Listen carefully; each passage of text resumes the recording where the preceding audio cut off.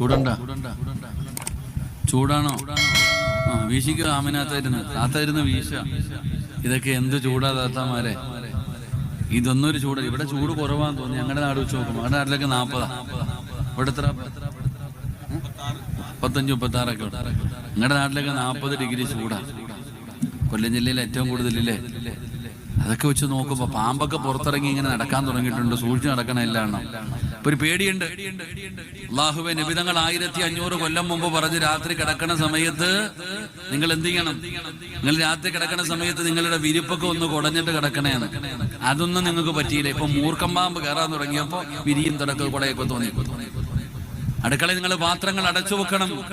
ഭക്ഷണപാത്രം അടയ്ക്കണം, വെള്ളപ്പാത്രം അടയ്ക്കണം, ഗ്യാസ് ഓഫാക്കണം, തീ അണഞ്ഞു എന്ന് ഉറപ്പിക്കണം, വാതിലും ജനലും അടയ്ക്കണം, കിടക്കുന്നതിന് മുമ്പ് വിരിപ്പ് കുടയണം.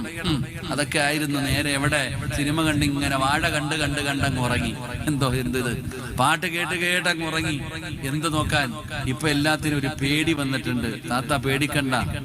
എങ്ങനെ മരിക്കാനുണ്ടെങ്കിലും മരിക്കും. വരാനുള്ളത് വഴി തങ്ങൂല. അത് വരകെ നിന്ന് ചെയ്യും. അല്ലാഹു ഈമാൻ നൽകുമാറാകട്ടെ. അല്ലാഹു നമ്മൾ അപകടങ്ങളെ തൊട്ട് കാക്കുമാറാകട്ടെ. അല്ലാഹു അപകട മരണങ്ങളെ തൊട്ട് അല്ലാഹു നമ്മളെ കാത്തിരക്ഷിക്കുമാറാകട്ടെ.